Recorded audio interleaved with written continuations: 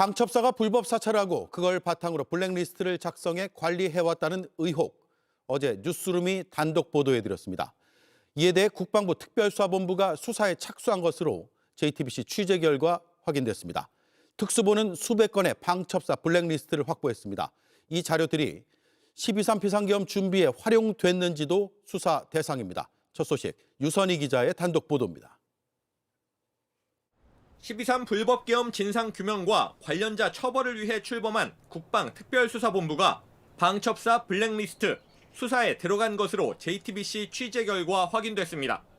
특수본은 JTBC가 어제 공개한 최강욱 전 의원에 대한 정보가 담긴 문건 외에 수백 건의 블랙리스트를 확보한 것으로 파악됐습니다.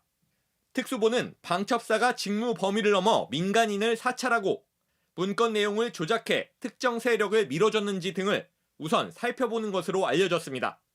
특히 특수본은 법무병과 블랙리스트가 12.3 불법계엄 준비에 활용됐는지도 들여다보는 것으로 전해졌습니다. 지난 2024년 중순 최상병 순직 사건에 연루된 김동혁 당시 국방부 검찰단장을 교체하는 방안이 검토됐는데 교체 대상으로 사실상 확정됐던 인물이 육사 출신이 아니라는 이유로 인사에서 배제됐다는 의혹입니다. 여인영 당시 방첩사령관이 준비 중이던 비상계엄을 성공시키기 위해 계엄이 선포되면 요직을 맡게 될 국방부 검찰단장에 육사 출신인 김 전 단장을 유지시키려고 했다는 게 의혹의 골자입니다. 오늘 김민석 국무총리는 방첩사 블랙리스트 의혹에 대한 엄정한 수사를 강조했습니다. 방첩사의 민간인 사찰 흔적이 발견되고 이러한 구조적 개인적 문제점을 원천 근절하기 위해서 총력을 다하겠습니다. 그동안 꼬리 자르기식 대응으로 군의 불법 사찰과 정치 개입이 반복됐다는 지적이 있는 만큼 이번에는 완전히 끊어내겠다는 의지를 드러낸 것으로 보입니다. JTBC 유선입니다. 다주택자의 양도세 중과가 5월 9일에 부활합니다. 이재명 대통령이 국무회의에서 그 날짜를 재차 못 박았습니다. 바뀌거나 다시 연장하는 일은 없을 거라는 설명도 덧붙였습니다. 단 서울의 강남 3구와 용산 등에는 잔금을 치를 몇 개월의 말미를 주기로 했습니다. 박사라 기자입니다. 정부가 다주택자 양도소득세 중과 유예 조치를 5월 9일 종료한다는 원칙을 재확인했습니다.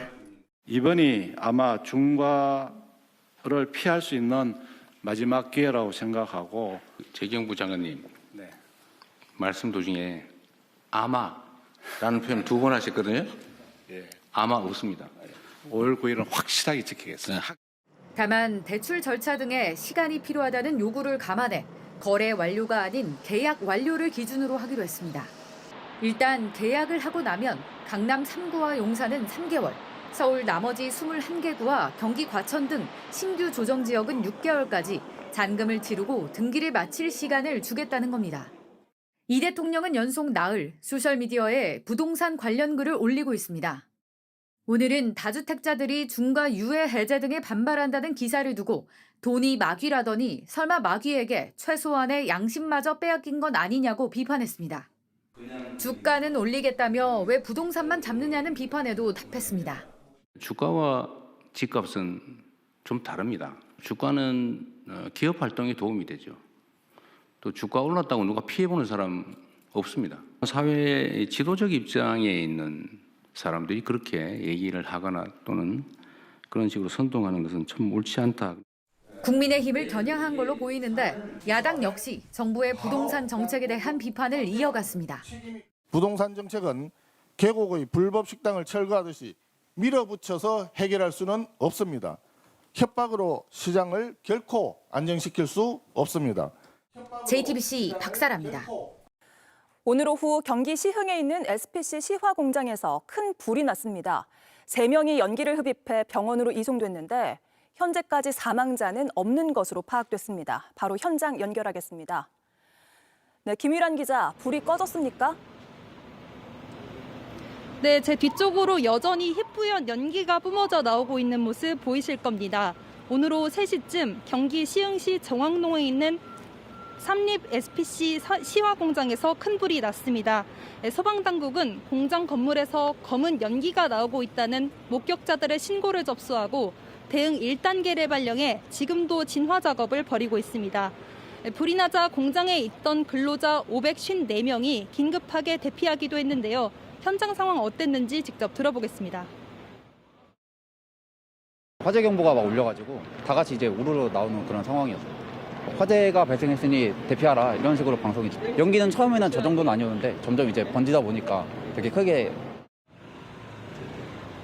네, 이번 불로 40대 여성과 20대 남성, 또 50대 남성 등 근로자 3명이 연기를 흡입해 병원으로 이송됐습니다. 현재까지 중상자나 사망자는 없는 것으로 파악됩니다. 네, 화면을 보니까 화재 규모가 적지 않아 보이는데 불이 난 원인은 파악된 게 있습니까? 네, 이번 불은 건물 3층에 있는 식빵 제조 라인에서 시작된 것으로 추정됩니다. 소방당국은 화재 진압을 마치는 대로 정확한 원인을 조사할 예정인데요. 현장에서 거센 바람이 계속해서 불고 있어서 진화에 어려움을 겪고 있습니다. 네, 공장 전체 그 3층 전체가 화재가 다 돌았기 때문에 거기 안에 또 가연물도 좀 있고 그래서 네, 진입이 좀 어렵습니다. 워낙 화재가 컸기 때문에 자체 스프링클 설비는 안 돼 있고 그 옥내 소화전 설비까지 들어가 있는 걸로 돼 있습니다. 네, SPC는 현재 소방 공장 전체 가동을 중단했고 시흥시는 재난 문자를 보내 주변 차량은 우회하고 인근 주민들에게는 창문 닫기 등 안전 유의를 당부했습니다. 네, 경기 시흥시 SPC 시화 공장에서 김휘란 기자가 전해드렸습니다. 국민의힘 일각에서 전두환 씨의 사진을 당사에 걸자는 제안이 나왔고 거센 비판이 일고 있습니다. 국방부가 오늘 12.12 군사반란 등을 일으켰던 전두환, 노태우 두 인사의 사진을 군부대에서 영원히 퇴출하기로 했습니다. 내란이나 부정부패로 형이 확정된 지휘관의 사진을 걸지 못하도록 규정을 바꾸기로 했습니다. 신진 기자입니다. 1979년 보안사령관이던 전두환은 군내 사조직 하나회를 동원해 12.12 군사 반란을 일으켰습니다. 여기 동참했던 노태우 전 대통령은 쿠데타 성공 이후 수도경비 사령관이 됐습니다.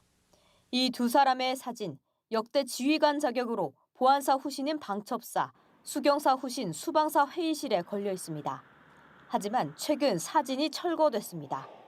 국방부가 내란이나 부정부패로 형이 확정된 지휘관의 사진은 건물이나 홈페이지에도 걸지 못하게 제도를 바꾼 겁니다. 바뀐 훈령에 따라 앞으로는 형이 확정된 역대 지휘관은 사진은 걸지 않고 이름과 계급, 재직 기간 등만 명시합니다. 기록을 남기긴 하겠지만 예우는 하지 않겠다는 겁니다.